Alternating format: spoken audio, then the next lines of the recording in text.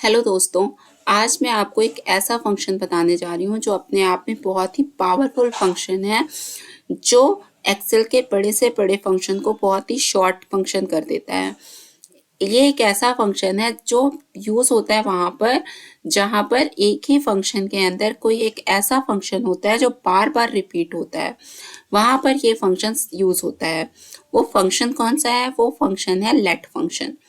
इस एक वीडियो में मैं आपको बेसिक एग्जाम्पल से लेकर एडवांस एग्जाम्पल के तक बताऊंगी, इसलिए वीडियो को बीच में स्किप मत करिएगा, पूरा वीडियो जरूर देखिएगा। चलिए आते हैं हमारे आज के टॉपिक पर। आज का टॉपिक है हमारा लेट फंक्शन। लेट फंक्शन क्या करता है? लेट फंक्शन अपने अंदर किसी एक वेरिएबल के अंदर कुछ वैल्यू को सेव कर लेता है। जैसे हमने बचपन में मैथमेटिक्स में देखा है, कुछ वेरिएबल्स होते हैं जहाँ पर हम देखते हैं x इज इक्वल टू 10 हम लेते हैं, y is equal to something कुछ भी लेते हैं, 20 ले लिया, फिर हम उस पर क्या करते हैं, उस पर हम कैलकुलेशन करते हैं, x प्लस वाई कर लिया, x इंटू वाई कर लिया। सेम लेट फंक्शन में है। लेट फंक्शन के अंदर भी हम एक वेरिएबल के अंदर इक्वल टू लेट से स्टार्ट करेंगे, एक वेरिएबल नेम लेते हैं और उस वेरिएबल नेम के अंदर कुछ वैल्यू सेव कर लेते हैं। अब वो वैल्यू चाहे कोई फॉर्मूला हो, चाहे कोई न्यूमेरिक वैल्यू हो, वो आप पे डिपेंड करता है। जैसे मैंने पहले कोई नेम ले लिया x, अब इस x को मैंने क्या वैल्यू दी? 10 दे दी। अब इसके बाद आपसे कह रहा है इसको आपको कैलकुलेशन करना है या फिर कोई दूसरी वेरिएबल वैल्यू लेनी है, कोई दूसरी वेरिएबल नेम लेना है। अब मुझे मान लीजिए यहाँ पे x का कैलकुलेशन करना है, x प्लस एक्स करना है। ओके, x प्लस एक्स करना है, तो वैल्यू क्या आ गई? 20। ओके, इसी तरीके से आप यहाँ पे और भी वेरिएबल नेम्स ले सकते हो। जैसे ये लिया मैंने लेट, पहला ले लिया मैंने x, इसकी वैल्यू दे दी 10। दूसरा मैंने ले लिया y, इसकी वैल्यू दे दी 20। अब मुझे इसका कैलकुलेशन क्या करना है? x इंटू वाई,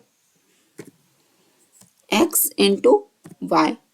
अब इसको पता है x इंटू वाई, एक्स की वैल्यू 10 है, y की वैल्यू 20 है, तो ये 10 इंटू 20 करेगा और 200 रिजल्ट दे देगा। इस तरीके से हमारा लेट फंक्शन यूज होता है। चलिए अब मैं आपको एग्जाम्पल के थ्रू बताती हूँ। एग्जाम्पल के लिए मैंने सबसे पहला एग्जाम्पल जो लिया है वो यहाँ पर मैंने कुछ प्रोडक्ट्स के नेम लिए हैं, उनकी क्वांटिटी ले रखी है। अब मुझे इसका एवरेज निकालना है। देखिए एवरेज निकालने के लिए क्या चाहिए होता है? एक तो टोटल चाहिए होता है, डिवाइड बाय काउंट चाहिए होता है। या तो मैं यहाँ पे सिंपल एवरेज का फंक्शन लगा दूं, सिंपल एवरेज का फंक्शन लगा देती हूँ यहाँ पे और एंटर कर देती हूँ। ठीक है, क्या फिर इसको मैं क्या करती हूँ? इक्वल टू सम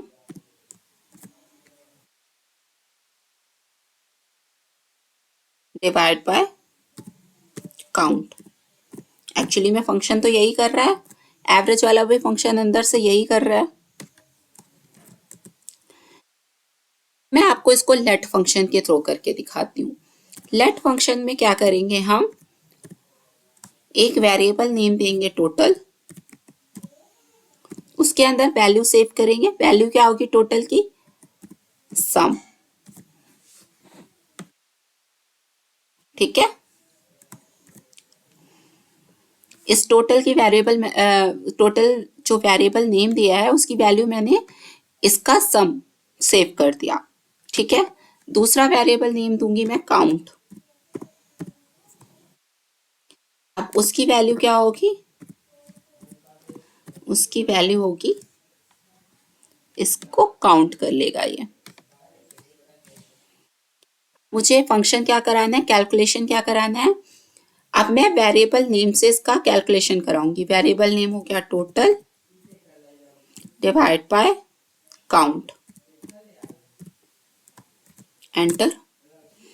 अब आपको लग रहा होगा कि ये तो सिंपल सा एवरेज था जो एवरेज फंक्शन से निकल गया, तो इसको मुझे इतना लंबा करने की क्या जरूरत थी? ये मैंने आपको सिर्फ समझाने के लिए बताया है।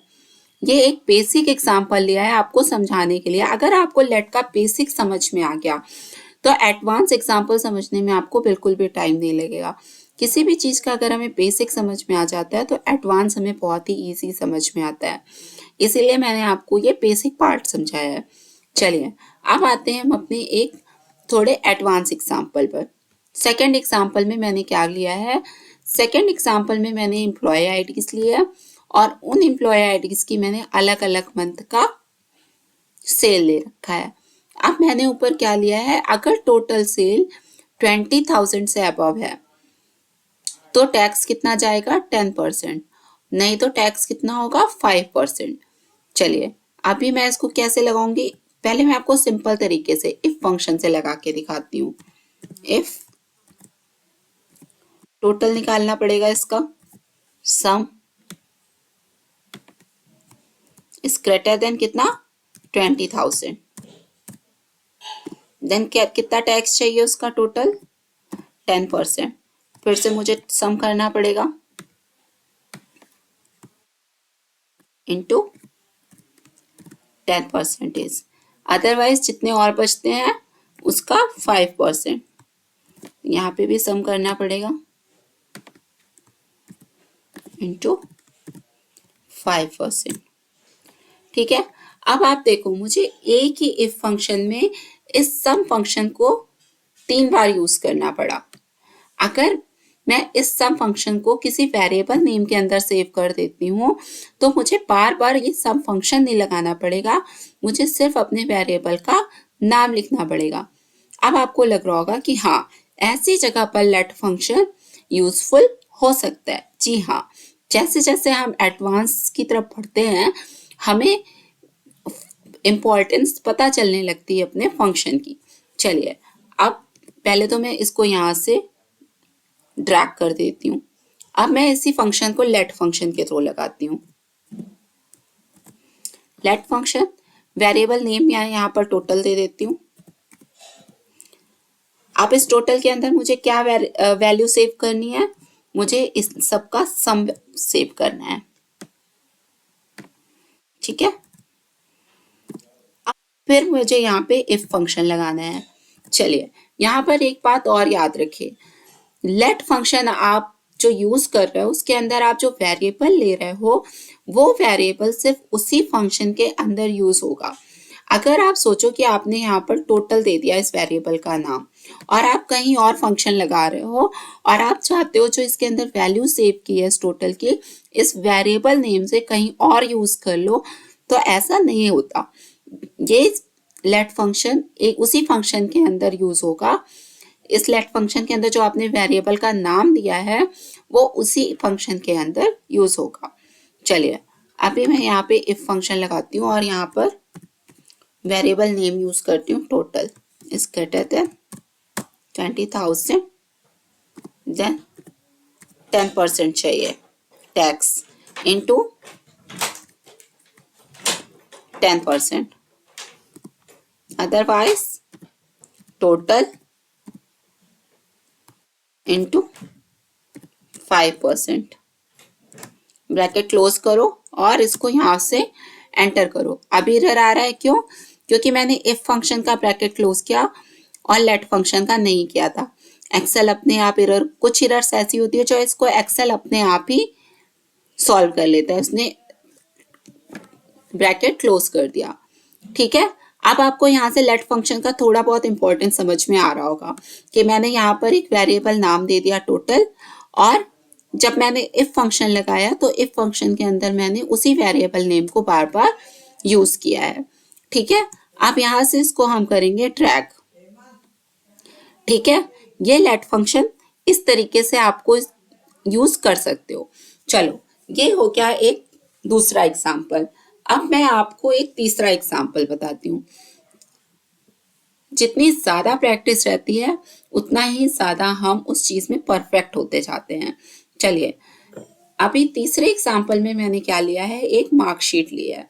अब इस मार्कशीट में क्या है कि कुछ सब्जेक्ट्स के मेरे मार्क्स हैं। ठीक है, कुछ सब्जेक्ट्स के मेरे मार्क्स हैं और मुझे क्या चाहिए, अगर जो सब्जेक्ट्स के मार्क्स हैं उनका एवरेज लेस देन 45 है तो फेल। ग्रेड क्या होगा? फेल। 45 से 50 के बीच में है तो सी ग्रेड, 51 से 65 के बीच में है तो बी ग्रेड, 66 से 80 के बीच में है तो ए ग्रेड, और अगर 80 से अबव है तो ए प्लस ग्रेड। पहले तो मैं आपको इसको सिंपल तरीके से लगा के बताती हूँ, उसके बाद मैं आपको लेट फंक्शन के साथ बताऊंगी ताकि आपको डिफरेंस पता चले। जब हमें किसी चीज का डिफरेंस पता होता है तभी हमें उसकी इंपॉर्टेंस पता चलती है। चलिए सिंपल तरीके से लगाने के लिए मैं स्टार्ट करती हूँ इफ फंक्शन से।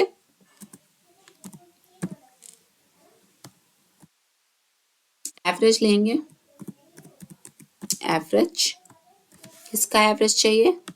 इन सब का एवरेज चाहिए। Is less than 45, then grade क्या आना चाहिए? फेल। फिर से मुझे इफ फंक्शन लगाना पड़ेगा, यहाँ पे फिर से एवरेज,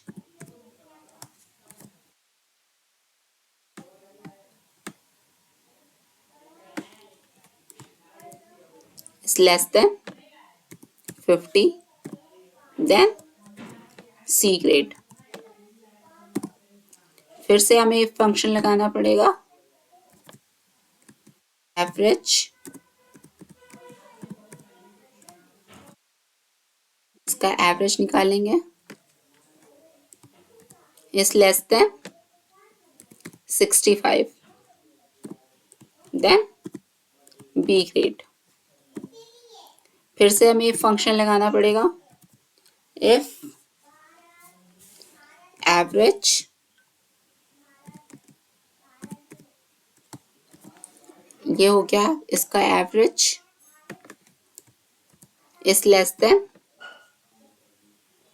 कितना? 80, देन ए ग्रेड, नहीं तो ए प्लस। ब्रैकेट क्लोज करेंगे, यहां से सारे ब्रैकेट्स क्लोज करेंगे और एंटर। ये देखिए ये आ गया यहाँ पर ग्रेड। ये अब आप देखो एक ही फंक्शन के अंदर एवरेज फंक्शन को मुझे कितनी बार यूज करना पड़ा। एक ही फंक्शन के अंदर मुझे एवरेज फंक्शन मुझे यूज करना पड़ा 1 2 3 4, मुझे 4 टाइम्स एवरेज फंक्शन को यूज करना पड़ा। अगर मैं इसी एवरेज फंक्शन को किसी वेरिएबल के अंदर सेव कर दूं और तो मुझे बार बार एवरेज फंक्शन नहीं लगाना पड़ेगा, वेरिएबल नेम से मेरा काम चल जाएगा। फिर से आपको लेट फंक्शन की इंपॉर्टेंस पता चल रही होगी। हम फिर से लेट फंक्शन लगाएंगे, वेरिएबल नेम देंगे यहाँ पे एवरेज, इसकी वैल्यू सेव करेंगे। इसकी वैल्यू कहाँ सेव करेंगे? कहाँ से? इसका एवरेज लेके। ओके, अब हम लगाएंगे if function, if average is less than 45, then fail. ठीक है, फिर इफ एवरेज, अब मुझे देखिए बार बार फंक्शन लगाने की जरूरत नहीं पड़ रही है, सिर्फ वेरिएबल नेम लिख रही हूं और मेरा काम हो जा रहा है। 50, देन सी ग्रेड। फिर से लगाएंगे function, if average is less than 65, then B grade. फिर से हम क्या लगाएंगे? If function, average is less than 80, then A grade,